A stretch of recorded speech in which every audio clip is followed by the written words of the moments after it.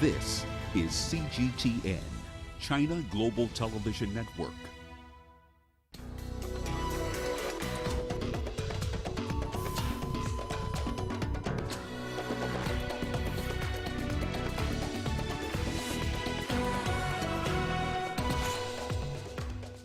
Many residents of DRC's Goma city returned to find homes gone after volcanic eruption.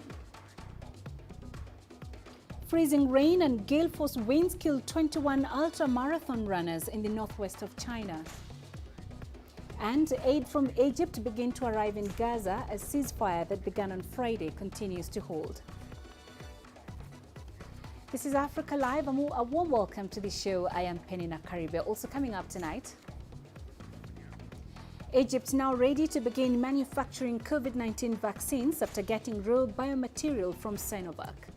And in sports, the story of a boxer in Togo who set up a center for the reintegration of children and unemployed youth. We start in Italy. 13 people have been killed and 2 children seriously injured after a cable car in the Alps fell to the ground.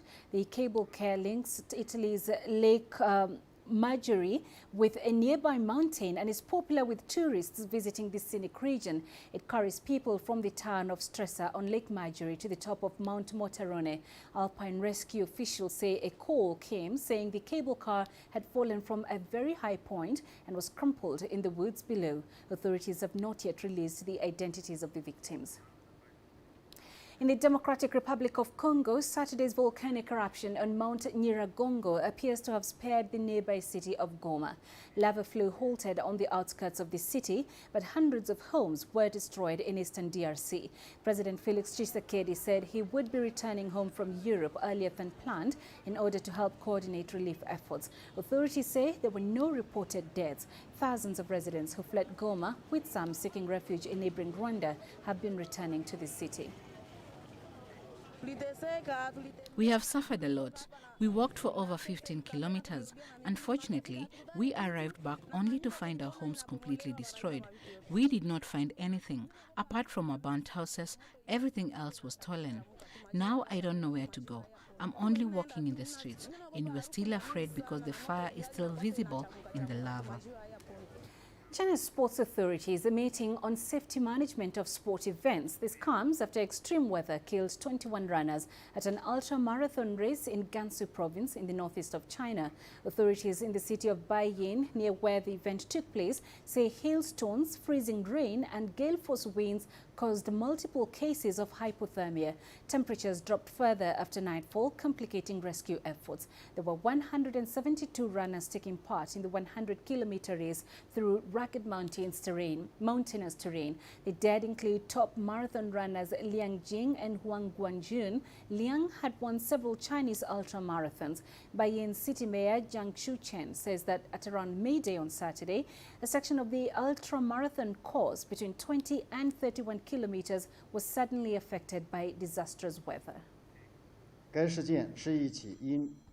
This was a public safety incident caused by a sudden weather change. Authorities in Gansu province have set up an investigation team to further look into the incident. As the organizers of the marathon race, we feel a deep sense of guilt and responsibility. We express our deep condolences to the victims and our deep sympathy to the bereaved families and those who were injured. 对遇难者家属和受伤人员表示深切的慰问。 As a fragile ceasefire between Israel and Hamas continued for a third day, the foreign ministers of Jordan and Palestine met to discuss peace in the region. The two ministers said they discussed joint efforts to de-escalate tensions and work towards a two-state solution. The comments echo a UN Security Council statement urging full adherence to the recently agreed ceasefire and a political statement. The Gaza ceasefire has been holding despite renewed aggression in occupied East Jerusalem by Israeli police. Earlier today, security forces escorted more than 120 Jewish nationalists to the Flashpoint holy site, leading to clashes with Palestinians. The Palestinian Foreign Ministry called the fresh incursions by Israeli police into the Al-Aqsa compound a disregard for peace. Now, Egypt has begun sending aid to Gaza, which has been devastated by Israeli bombs. Nur Harazin has more from Gaza.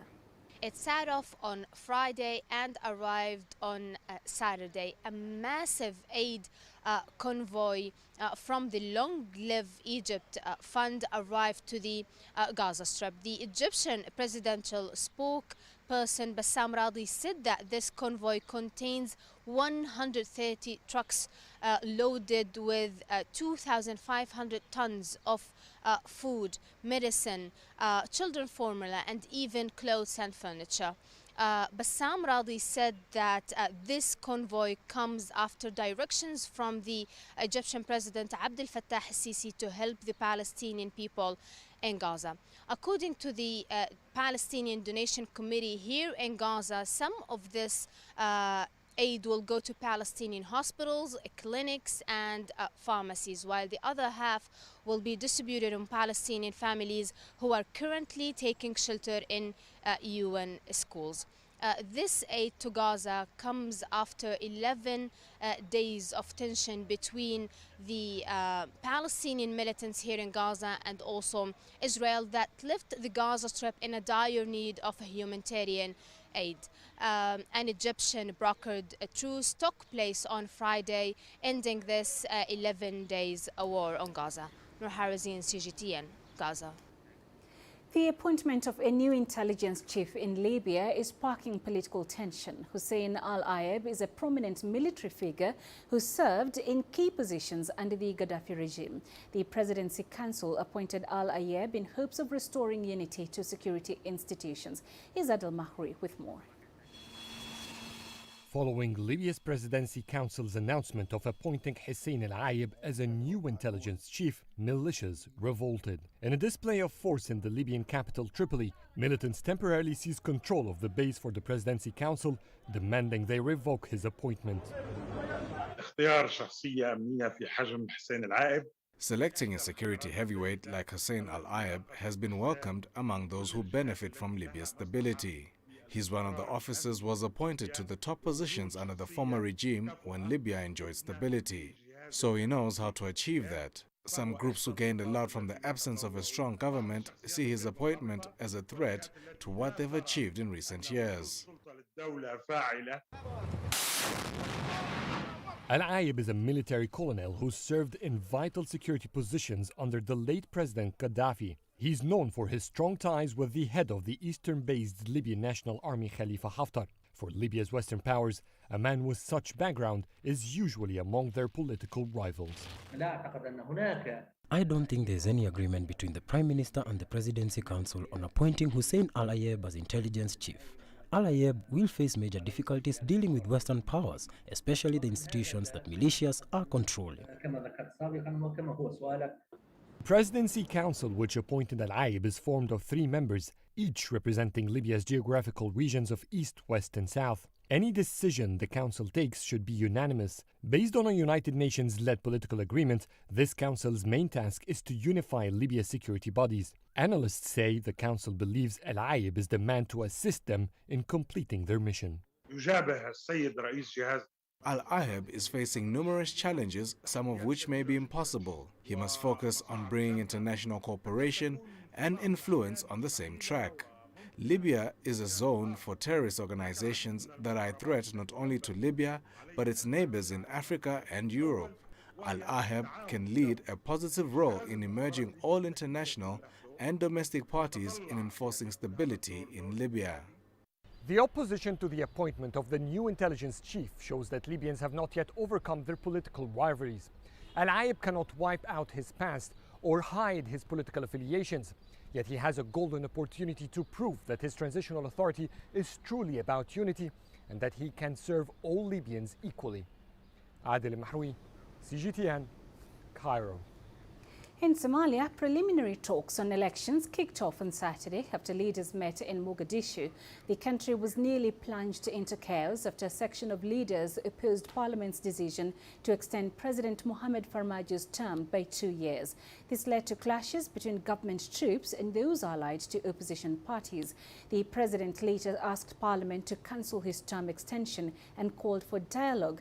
And like before, Farmajo is not attending the ongoing National Consultative Forum Instead, Prime Minister Mohamed Hussein Roble is chairing the meeting that brings together leaders of 5 semi-autonomous regions. The leaders are discussing ways of easing tensions in the country as well as various electoral issues.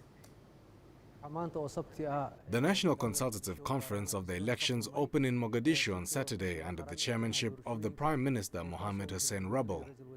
The Prime Minister thanked the state leaders for responding to his invitation. The conference is going well and the leaders are talking, and God willing, we will share everything about the conference with you as soon as it comes out. But as far as I can tell you, the conference is officially opened and will discuss electoral issues. We hope that these talks will bring positive results.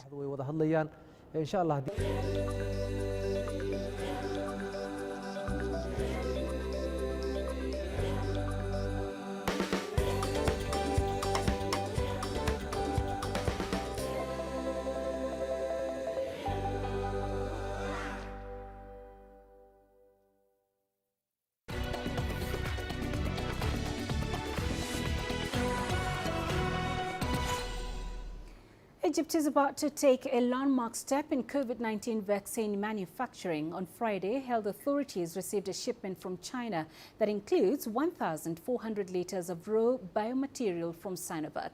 The biomaterial will help Egypt begin the production of the Chinese vaccine domestically in a step that will make it the first African nation to produce COVID-19 vaccines. CGTN's Adel Mahroui tells us more.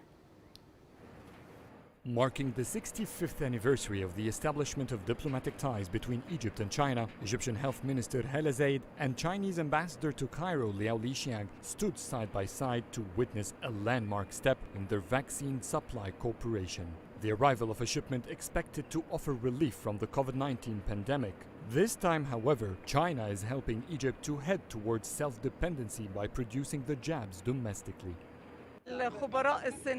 Chinese experts arrived with this shipment, and manufacturing will begin immediately with analyzing the raw material. Then stability studies will follow. We will keep receiving raw material until we are able to produce it domestically. The contract states the full transfer of technology will take place and that we will produce 40 million doses during the first year.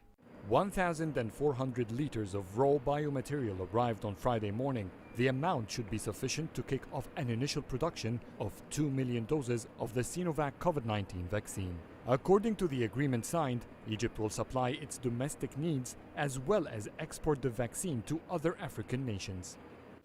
Under the auspices of the Chinese President Xi Jinping and the Egyptian President Abdel Fattah el-Sisi, vaccine cooperation is developing fast. Manufacturing the vaccine in Egypt is an important step to support the efforts of Egypt and other regional nations in facing the pandemic. Hand in hand, Egypt and China are ahead of many countries of the world in strengthening the global fight against the pandemic.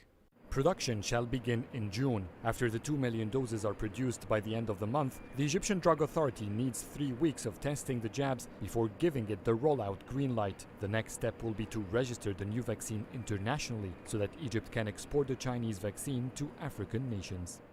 This shipment is a direct application of the Chinese proverb, give a man a fish, you fed him for one day. Teach him how to fish, you fed him for a lifetime. With this full transfer of Chinese technology to produce COVID-19 vaccines, Egypt will be self-reliant to produce this valuable vaccine. It will be one of the few countries in the world to manufacture these vaccines in the world. Adel Mahroui, CGTN, Cairo. A memorial service will be held on Monday to pay tribute to Yuan Longping, one of China's top agronomists, known for developing the first strains of hybrid rice. Our reporter Huang Yue visited Yuan's home county in Jiangxi province and heard local residents' reactions to the news. The monsoon season has already arrived in the county of Yuan. The overcast sky and continuous rain have made the atmosphere even more gloomy here in Yuan Longping's hometown. But the rain has not stopped locals from coming to the square that's named after him to mourn the loss of China's father of hybrid rice. Yuan Longping is a man we all look up to. No matter how heavy the rain is, I'll come to pay my respect. I told my doctor stories about Yuan Longping yesterday, and I said this is a real star they should idolize. Today, she asked me to bring her here. Although De'an is where Yuan grew up, he only lived in the county for a short period of time before 1936. Yuan went back to visit De'an in 2004, 2015, and 2016 and set up a scholarship for high school students in the county. He also listed the county as a demonstration base for planting high-yield hybrid rice and sent technicians to support farmers every year during the planting season. The county government rebuilt Yuan's former residence in 2012 in a village called Yuan Jiashan, based on what he could recall of his former home.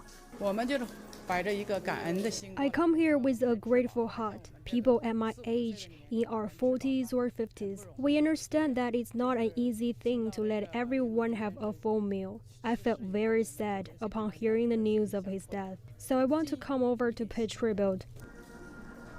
Yuan, renowned for developing the first hybrid rice strain that helped bring countless people out of hunger, died of organ failure at 91 on May the 22nd in Changsha, central China's Hunan province. Some of his relatives who live in De'an have already left for Changsha to attend a farewell ceremony Monday morning. Huang Yue, CGTN, De'an County, Jiangxi Province. Meanwhile, the Ministry of Agriculture in Madagascar says it is saddened by the death of China's father of hybrid rice, Yuan Longping. The ministry said that thanks to Yuan Longping's efforts, farmers in Madagascar have benefited from hybrid rice technology. Many of the country's technicians in the agriculture, livestock and fisheries sectors studied in China's Hunan province and received relevant training. Minister for Agriculture, Phanome Zantsoa Lucien Ranarivelo, said he hopes that through the development of hybrid rice technology, Madagascar will achieve the goal of eradicating hunger. We have learned with great sadness the passing on of the Chinese academician, the father of hybrid rice, Professor Yuan Longping. On behalf of the Ministry of Agriculture, Livestock and Fisheries of the Republic of Madagascar and on my own behalf, I present our sincere condolences. Thanks to the results of the research carried out by this academician and the solid partnership between his Hybrid Rice Research and Development Institute based in Changsha, China, and the sub-center with the MAEP, Malagasy producers have been able to benefit from this technology, which has increased the rice yield per hectare. The Nankusa Wildlife Sanctuary in Namibia provides a safe space for injured and orphaned animals. We take a look at the animal's survival before returning to the wild. One of the most thrilling experiences at the Nankuse Wildlife Sanctuary in Namibia is a walk with cheetahs. But this does not mean close contact with the animals. It is unlawful in Namibia to touch or interact with wildlife. The government argues that if this is allowed, it will encourage animals to be kept in captivity as pets. Staff at the sanctuary use special devices to create an environment where the animals' natural behavior are nurtured and encouraged. Once it's connected,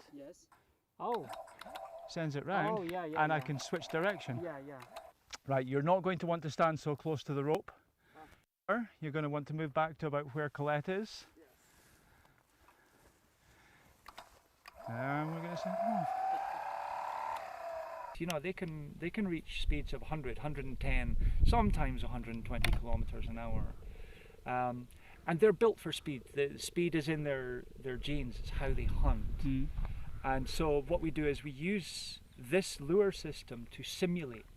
Most of these cheetahs have ended up in the sanctuary as a result of human and wildlife conflict. What we now use them as ambassador cats. So we use them for education and for, you know, progressing the knowledge of cheetahs so that we can keep the rest of the cheetahs in the wild and prevent more coming into captivity. This is our goal. Yeah, I think we have a duty to try and preserve this diversity as long as we can and keep it for future generations, Stewart Munro has been working in the reserve for 9 years. He hopes that through collective efforts, more young people can understand the importance of biodiversity. Cham Hono, CGTN.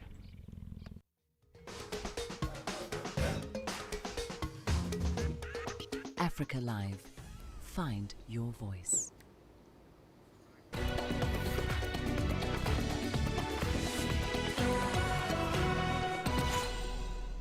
Let's delve into sports. We begin with football news. Atletico Madrid beat City rivals Real Madrid to the La Liga title on Saturday after Luis Suarez fired them to a 2-1 comeback win at Real Valladolid. Valladolid took a shock lead in the 18th minute when Oscar Plano slaughtered past Jan Oblak to complete a sweeping counter-attack. Just as they had done in last week's comeback win over Osasuna, Atletico missed a series of clear opportunities, but they drew level after a moment of magic from Angel Correa in the 57th minute. Suarez then pounced on a giveaway by the Valladolid defense to score in the 67th and put Atletico on their way to a victory that secured the title.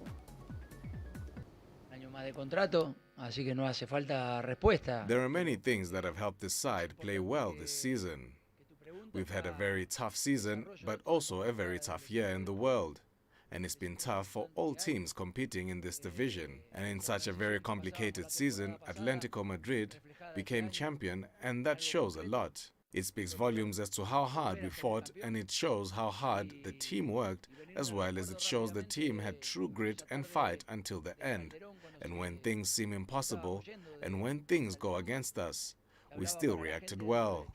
Whether it's injuries or coronavirus or people not being in the stands in the stadiums. After this long, tough season, we've been at the top of the table for 31, 32 game weeks this season, and this is a side that every single player has given everything. Still in La Liga, Atletico Madrid fans gathered at the Neptune Fountain to celebrate their 11th La Liga title on Saturday. Atletico Madrid survived a dramatic final round to clinch its first Spanish league title since 2014 with a 2-1 come-from-behind win at Valladolid on Saturday. Atletico's 11th league title ended a 7-year dominance by Barcelona and Real Madrid in Spain. Since 2014,